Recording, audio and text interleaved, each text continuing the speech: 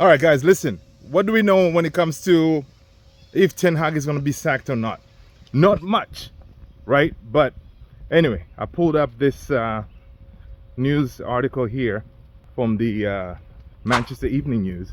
So the title of the article is Erik Ten Hag sack update.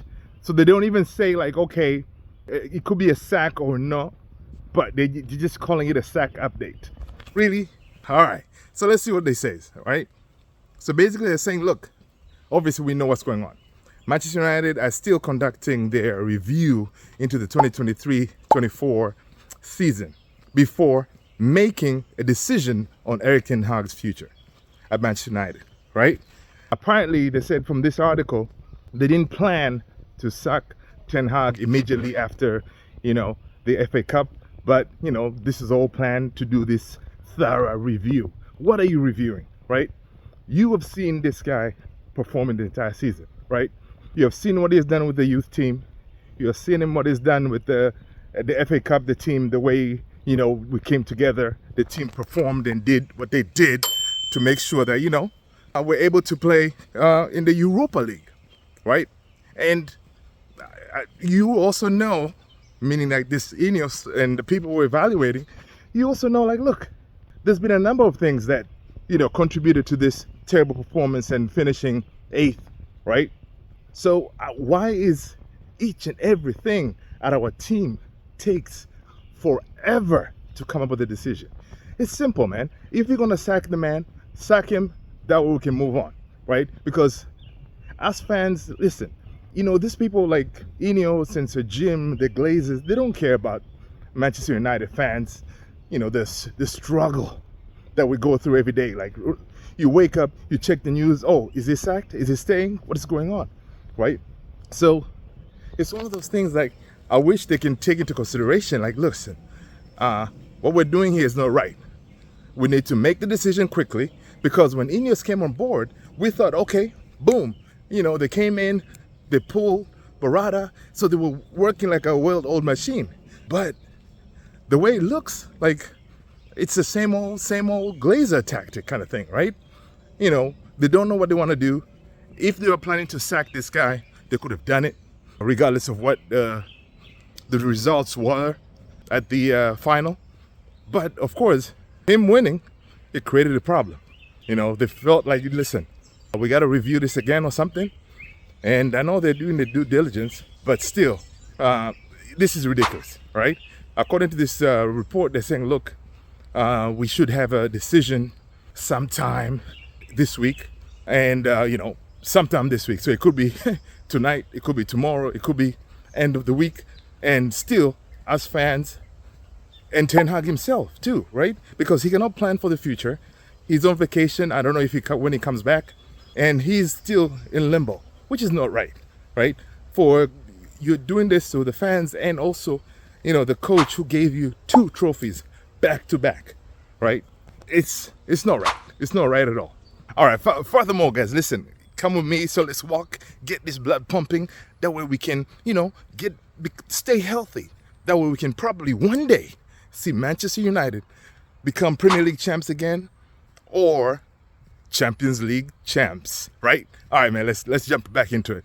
So according to Fabrizio Romano, guys, listen, this is nuts. Fabrizio Romano has reported that Ineos and Sir Jim, they're still been talking to other managers, right? Potential candidates.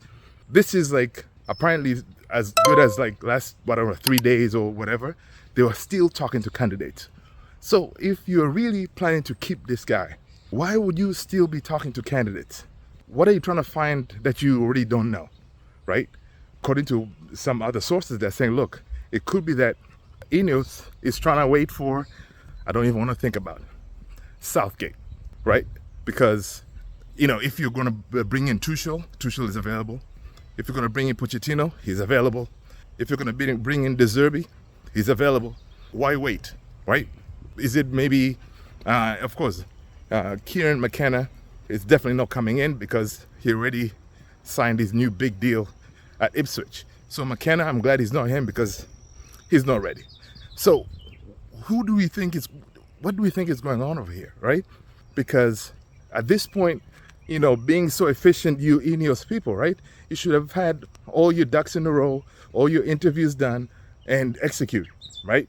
But it looks like, they're really not that efficient, which is not a good thing to see, because before you know it, the transfer window is about to open, right? Whoever the manager coming in, you would think that he would have some kind of input on the players that they want.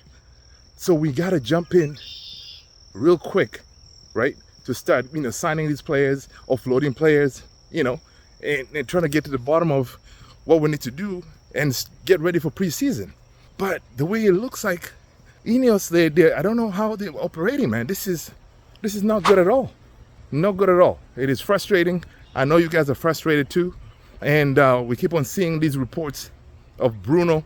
So we keep on seeing reports of Bruno.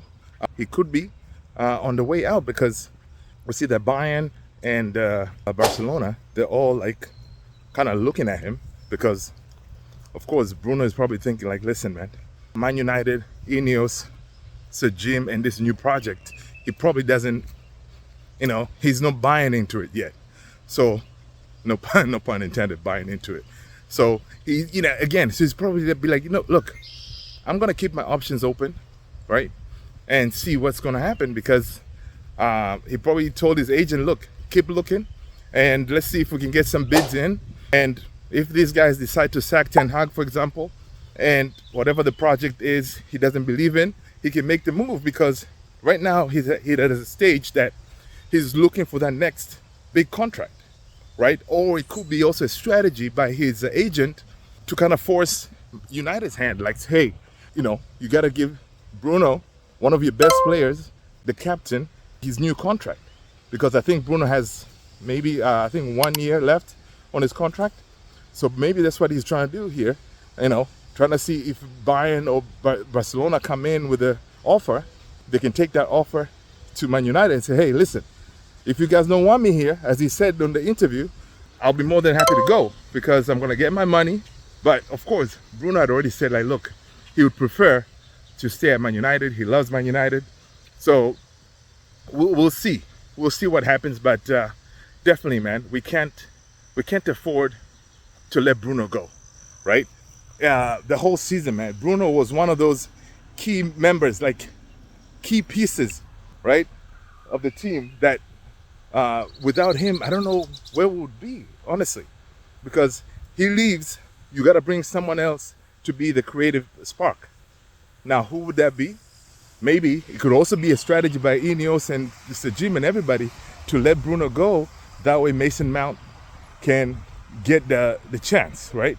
But again, Mason Mount, we know how injury prone he is, right? So you let Bruno go, and that way Mount can get a chance. This guy, he hasn't been fit ever since we signed him. So again, man, everything is a mess. But make sure to hit the like, follow, hit that subscribe. I appreciate you guys being here. I'm your boy Luther, and this is Man United Central. I'll talk to you in the next one. Thanks for walking with me. Peace.